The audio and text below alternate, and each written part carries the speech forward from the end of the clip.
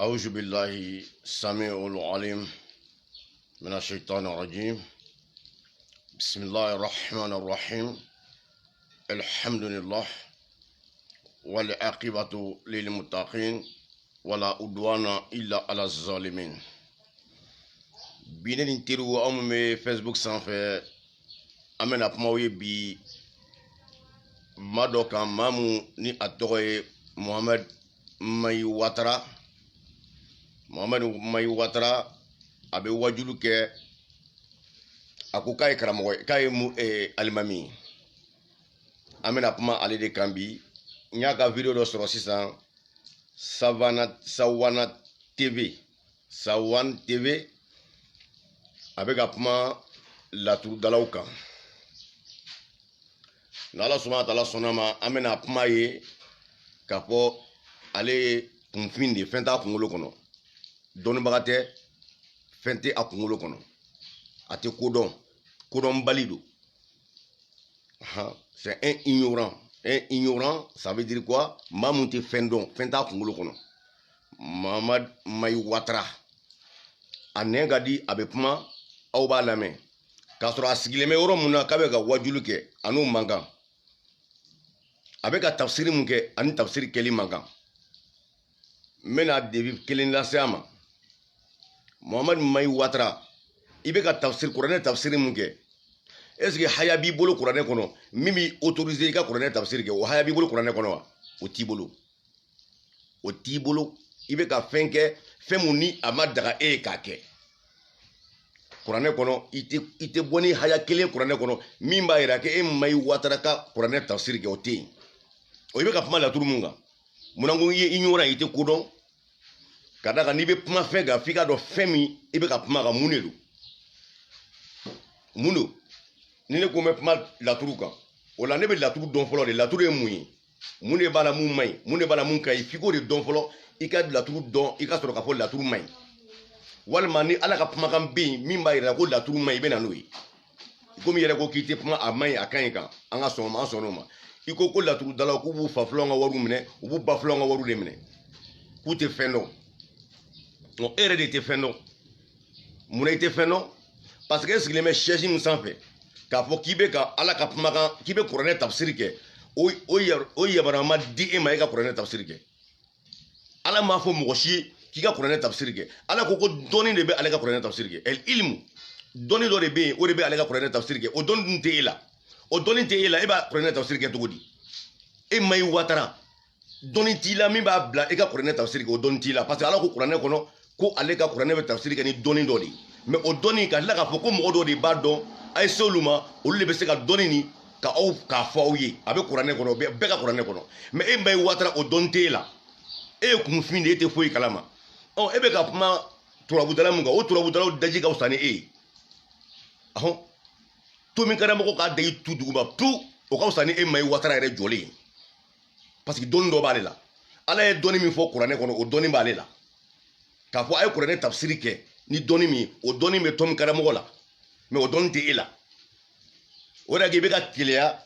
laturudalaw la k'a fɔ k'u ka laturu ko a bɛ tan a bɛ tan i bɛ na ni kuma ye kuma mun ni argument ɲɛnama t'i bolo o tuma n'i bɛ kuma mɔgɔ kan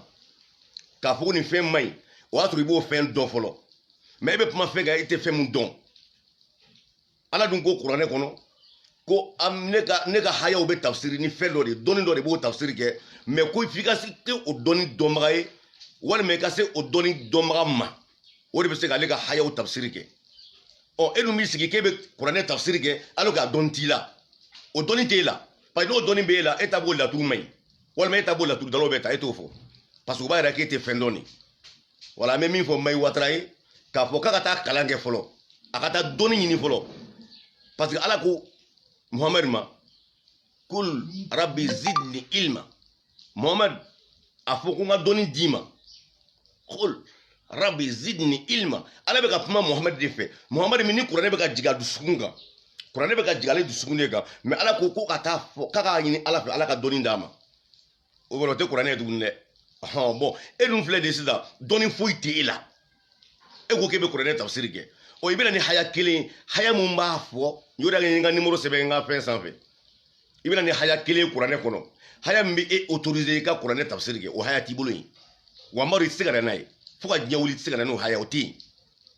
parce que hadisa tɛ se ka kuranɛ tafsiri kɛ fiqhu tɛ se ka kuranɛ tafsiri kɛ hadisa tɛ se ka kuranɛ tafsiri kɛ wa fiqhu tɛ se ka kuranɛ tafsiri kɛ ɔ n'a sɔrɔ hadisa bɛ se ka kuranɛ tafsiri kɛ ni fiqhu bɛ se ka kuranɛ tafsiri kɛ i bɛna n'o haya ye kuranɛ kɔnɔ k'a fɔ ala ko hadisa bɛ kuranɛ tafsiri kɛ haya filɛ nin a bɛ nin sura kɔnɔ walima ni fiqhu de bɛ se ka kuranɛ tafsiri kɛ i bɛna n'a ye kuranɛ kɔnɔ ko a bɛ kuranɛ kɔnɔ ko fiqhu de bɛ kuranɛ tafsiri kɛ a haya filɛ nin wa a bɛ nin sura kɔnɔ i bɛna n'o ye n'i ma na n'o ye i sigiyɔrɔ ye jahanama ye yomari kiyamatu don siga foyi t'a la n'o dalilu t'i bolo k'a fɔ hadisa de bɛ kuranɛ tafsiri kɛ fiqhu de bɛ kuranɛ tafsiri kɛ n'o dalilu t'i bolo ala ka kumakan na kuranɛ kɔnɔ ni e ye kuranɛ tafsiri kɛ i bɛ taa jahanama kɔnɔ parce que ala m'a dɔnni d'i ma ala m'a yamaruya di maa si ma ko hadisa ka kɛ ka kuranɛ tafsiri kɛ a m'a fɔ a ka kumakan si la ko fiqhu bɛ kɛ ka kuranɛ tafsiri kɛ o tɛ ala ka kumakan si kɔnɔ a tɛ yen a kumakan kelen tɛ ala ka kumakan kɔnɔ a tɛ yen ɔ aw dun bɛ k'a namara k'a da mɔgɔw kun parce que komi mɔgɔw ma recherche kɛ a bɛ fɛrɛ olu ma u bɛ to sigi aw kɔfɛ he karamɔgɔba don Mahin Watara a bɛ tiɲɛ fɔ k'a sɔrɔ a tɛ foyi dɔn i connais rien a tɛ foyi dɔn kuranɛ min yɛrɛ b'a bolo a tɛ kuranɛ yɛrɛ dɔn bakuruba kuranɛ yɛrɛ maana lu kuranɛ a t'o yɛrɛ dɔn kuranɛ yɛrɛ kɔrɔ ye mun a t'a dɔn yɛrɛ i k'a fɔ Mahin Watara k'a ka kuranɛ kɔrɔ f'i ye bamanankan na a tɛ se k'a f'i ye a tɛ se ni Mahin Watara ye fatiha kalan ka ban k'a fɔ k'a ka kɔrɔ f'i ye a bɛ nkalon tigɛ a kɔrɔ la fatiha k'a kalan ka ban e k'a fɔ ko Mahin Watara ka fatiha kɔrɔ f'i ye bilahi n ye nkali ala min ni da a kɛtɔ k'a kɔrɔ f'i ye a bɛ nkalon tigɛ a kɔrɔ kɔnɔ a bɛ nkalon tigɛ a kɔnɔ a seko t'a la a bɛ nkalon tigɛ a kɔnɔ a kɛtɔ ka fatiha kɔrɔ f'i ye a bɛ nkalon tigɛ a kɔnɔ parce que dɔnni t'a la o ne de y'o f'i ye bi professeur Elhadji Yakuba Adama Sangare de y'a f'i ye Mahin Watara ɲininka ko a ka fatiha kɔrɔ f'i ye i ka poser i ka page kan n bɛ a ka nkalon bɔ a kɔnɔ k'a yir'i la ko bon a ye min fɔ nin ye nkalon ye nin ye nkalon ye nin ye nkalon ye n b'a bɔ k'a yir'i la siga foyi t'a la a tɛ yɛlɛma fiyewu a tɛ fatiha kɔrɔ dɔn mɔgɔ min tɛ fatiha kɔrɔ dɔn e bɛ wajulu kɛ e bɛ wajulu kɛ cogo di i bɛ wajulu kɛ de fɔlɔ f'i ka kuranɛ yɛrɛ dɔn kuranɛ bɛ dɔn ni ilimu dɔ de ye ilimu ni isab o de bɛ kuranɛ kɔrɔ fɔ n'o tɛ mɔgɔ mɔgɔ la i tɛ se ka kuranɛ kɔrɔ fɔ e b'a ye n'i ɲininka ko alif lam mim ala de b'a kɔrɔ dɔn nin tɛ manamanakan ye ala de b'a kɔrɔ dɔn e ni ala cɛ min ɲininka ko ala ka fɛn dɔ di adamadenw ma ko fɛn min bɛ aw kana k'aw bila sira kilennen kan ko mɔgɔ to ko fɛn dɔ b'o kɔnɔ ko mɔgɔ t'o kɔrɔ dɔn ko ala dɔrɔn de b'o kɔrɔ dɔn e bɛ se k'o faamu ni hakili b'o faamu hali ni mɔgɔ min ye lagalagatɔ ye hali fatɔ dɔw fɔra i b'a fɔ nin ye manamanakan de ye e bɛ da o la cogo di parce que u b'o de fɔ aw ye parce que u t'a dɔn u n'a kɛli mankan de u ni kuranɛ tafsiri de mankan min bɛ kuranɛ tafsiri dɔn olu de bɛ se ka alifu lam mim kɔrɔ f'i ye i n'a fɔ professeur Elhadji Yakuba Adama Sangare ne bɛ se ka alifu lam mim kɔrɔ f'i ye parce que ne bɛ kuranɛ tafsiri dɔn ne y'a dɔnni ɲini k'a sɔrɔ a dɔnni bɛ ne bolo mais a tɛ olu bolo mais u bɛ mɔgɔw lasigi ka yɛlɛkokan fɔ mɔgɔw ɲɛna manamanakan fɔ mɔgɔw ɲɛna a b'a fɔ ko nin ye dɔnnibagaw de nin ye dɔnnibagaw de k'a sɔrɔ u tɛ foyi dɔn Mahin Watara tɛ foyi dɔn a bɛ ka kuma tomi karamɔgɔ min kan hali n'a ma ta a tɔgɔ ma a ka kuma bɛ ka base o de kan o daji tulen ka fisa ni Mahin Watara jɔlen tomi karamɔgɔ da y'i tu o ka fisa ni Mahin Watara jɔlen parce que tomi karamɔgɔ ye dɔnnibaga de Mahin Watara dɔ ye kunfin de o ma pour que n'aw ka temps perdu n ye question kelen ni Mahin Watara ma o question ye mun ye a k'a fɔ ye kuranɛ kɔnɔ k'a fɔ ko tafsiri bɛ se kuranɛ tafsiri bɛ kɛ ni hadisa ani fiqhu ye a ka na ni o dalilu ye ala ka kumakan na n b'o fɔ a ye parce que n bɛ a ka hadisa fɛn fɛn mɛn a ka tafsiri fɛn fɛn mɛn a bɛ kuma fiqhu ni hadisaw de kan a b'a ka tafsiri kɛ ni fiqhu ni hadisaw de ye n b'o de mɛn a ka hadisa a ka tafsiri kɔnɔ bon ala dun ma o fɔ mɔgɔ si ye k'i ka hadisa kɛ ka tafsiri ka kuranɛ tafsiri kɛ ala m'a fɔ mɔgɔ si ye k'i ka fiqhu kɛ ka kuranɛ tafsiri kɛ o tɛ ala ka kumakan si la ɔ n'a bɛ ala ka kumakan na a ka dalilu bɔ ka na a ka fɔ professeur Elhadji Yakuba Adama Sangare i ye nkalon tigɛ a dalilu filɛ nin ye ala de ko k'u ka tafsiri kɛ ni hadisa ye ala k'u ka tafsiri kɛ ni fiqhu ye a filɛ nin ye a dalilu filɛ a ka na n'a ye n'a ye o t'a bolo ala y'o de fɔ ko a tɛ se ka na n'a ye wa a tɛ se yɛrɛ ka na n'a ye parce que ala ka kumakan jɔlen b'a kan k'a fɔ ko ilimu bɛ kɛ ka kuranɛ tafsiri kɛ o ye isabu dɔnni de o tɛ Mahin Watara la o ye isabu dɔnni de o bɛ tomi karamɔgɔ la awɔ 1 plus 1 égale 2 o t'ale la dɛ o bɛ tomi karamɔgɔ la o t'ale ale t'o dɔn yɛrɛ ale t'a dɔn k'o ye dɔnni yɛrɛ ye u tɛ kuranɛ yɛrɛ dɔn mɔgɔ min tɛ kuranɛ dɔn e bɛ kuma kuranɛ la cogo di o tuma m'aw bila nin yɔrɔ la aw min teriw ye n'a bɛ ka professeur Elhadji Yakuba Adama Sangare lamɛn n ka page kan a b'a fɔ Mahin Watara ye k'a ka fatiha dɔrɔn kɔrɔ fɔ fatiha dɔrɔn k'a fɔ bisimilahi rahmani rahim a k'o kɔrɔ fɔ fo ka taa bila wala dɔɔlina la a k'o kɔrɔ fɔ bilahi n ye n kale ala la ne ni bɛ ala min bolo a kɛtɔ k'a fɔ a bɛ nkalon camanba tigɛ a kɔnɔ nkalon camanba mais aw t'a dɔn anw de b'a dɔn a kɛtɔ k'a fɔ a bɛ nkalon tigɛ a kɔnɔ a caman parce que a ka hadisaw de y'o don a kɔnɔ k'a sɔrɔ tiɲɛ tɛ nkalon don i to ka misiri kɔnɔ kɛ n'a fɔra ko wala dɔɔnin na u b'a fɔ amin amin bɔra min a bɛ kuranɛ kɔnɔ wa amin bɛ kuranɛ kɔnɔ wa min ɲininka kɛ n'a fɔra ko wala dɔɔnin na i bɛ misiri baga min amin a bɛ kuranɛ kɔnɔ wa ala dun ko n'i bɛ ka seli ko kumakan min ka nɔgɔ i ma kuranɛ kɔnɔ k'i ka seli n'o de ye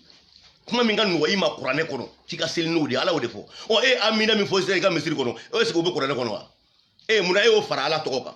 e y'o fara ala ka kumakan kan munna e selitɔ e ye kuma dɔ ta ka bɔ yɔrɔ wɛrɛ ka n'o fara ala ka kuma kan ala de ko kuranɛ kɔnɔ de kuranɛ kɔnɔ kuma min ka nɔgɔ i ma kuranɛ kɔnɔ k'i ka seli n'o de ye Maï Ouattara e y'o bɔ min amina y'a bɔ min parce que i tɛ fɛn dɔn e ye kunfin de c'est ça le problème o ma m'aw bɛɛ fo Adama Touré min fo kosɛbɛ i ka layɛli la n b'aw fo nin cogo la a professeur Elhaji Yakubu Adama Sangare don o de ka n ye n ka numéro posé ni a bɛ se ka jaabi bagan fila de fɔra ye a ka n jaabi o la n b'a fɔ rabbana atina fi dunya hasanatan wa fil akhirati hasanatan wa qina azaban ala subhanahu wa taala ale de ye nɛɛma tigi ye ale de bɛ se ka fɛnw bɛɛ lajɛlen kɛ ale de ye wahidu ye ale de ye kelen ye fɛn ma fara ale kan wa ale mɔgɔ tɛ ka fara fɛn kan wa n'ale tɛ fɛn kun tɛ yen awɔ ale n'ale tɛ fɛn kun tɛ yen wa fɛn tɛ se ka fara ale kan wa ale y'a yɛrɛ sugu de ye k'a sɔrɔ foyi ma fara ale kan mɛ foyi tɛ se ka foyi ye i sugu ye ni ale ma n'ale tɛ ko foyi tɛ se ka kɛ i yɛrɛ sugu ye ni alahu tɛ o de ye ahadu ye nakulu azal ahad mɛ ale ahadu ni fɛn tɛ fara ale kan k'ale kɛ ahadu ye ale ye ahadu de ye k'a sɔrɔ foyi ma fara ale kan o de ye alahu ye mɛ a t'o tafsiri dɔ dɛ o bɛ alifu lamin daminɛ alifu min bɛ kuranɛ kɔnɔ alifu lamin dɛ o tafsiri daminɛ de filɛ nin ye n bɛ ka don o de kɔnɔ tan alifu o tafsiri daminɛ de filɛ nin ye ko ale de ye ala ye ala min ni fɛn ma fara a kan k'a kɛ ala ye i y'a ye ale de ye wahidu ye ahadu de ale ye ale tɛ fara fɛn kan dɛ ale ye de ye k'a sɔrɔ foyi ma fara a kan mɛ ni ale tun tɛ deux tɛ kɛ deux ye ni ale tɛ trois tɛ kɛ trois ye ni ale tɛ quatre tɛ kɛ quatre ye o de alifu lamim daminɛ o y'an dontɔ a introduction kɔnɔ quoi i dontɔ a introduction kɔnɔ i bɛ mun y'a kɔnɔ fɔlɔ o de ye nin ye mɛ n'i ko ko Maï Ouattara ka alifu lamim f'i ye sisan ala de b'a kɔrɔ dɔn k'a sɔrɔ tu vois dɔnni t'u la o o maa b'a fara bana ala subahana taala a ka wagati wɛrɛ yira n na aw min ye lamɛn n b'aw fo a ka lamɛnni na wasalamu aleykum ala subahana taala ka kisi k'aw ye kisi bɛ bɔ ala de yɔrɔ nɔrɔ min bɛ bɔ ala yɔrɔ sanfɛ ka jigin aw dusukun na ala ka nɔgɔrɔ jigin aw dusukun na lumière le champ magnétique a ka jigin aw dusukun na champ magnétique a k'o jigin aw dusukun na walasa aw ka don ala ka diinɛ kɔnɔ a ka kɛ silamɛw ye a ka bɔ manamanakan fɔlɔw bla bla bla bla bla bla bla ndagadi bla bla bla bla bla bla bla bla a ka b'olu kɔ dɔnni t'u la Maï Ouattara ye falibo de ye falibo de b'a kunkolo kɔnɔ foyi t'a kunkolo kɔnɔ il n'a rien il connaît rien voilà i y'a faamu voilà n b'a fɔ nin yɔrɔ la wasalamu aleykum ala subahana taala ka waati wɛrɛ yɛrɛ la n bɛ Jalo fo Jalo fotigi Jalo min fo kosɛbɛ masha Allah ala ka waati wɛrɛ yɛrɛ la nin tɔgɔ de la an balimakɛ professeur Elhaji Yakubu Adama Sangare de don n ye n ka waatinin privé aw ye ka di aw ma n'ala subahana taala sɔnna ma n'a bɔra ka riposte an bɛ don tuguni an bɛ ɲɔgɔn sɔrɔ diinɛ kuma kɔnɔ ni o ye Alahu ka dɔnni dɔnni de bɛ kuma yan fikiw tɛ kuma hadisa tɛ kuma dɔnni de bɛ kuma ilmu الحساب يفصل آياته لقوم يعلمون o de ye isabu ye n'o dɔnni t'i la i b'a fɔ turabudala ye ko bɛ fu de kan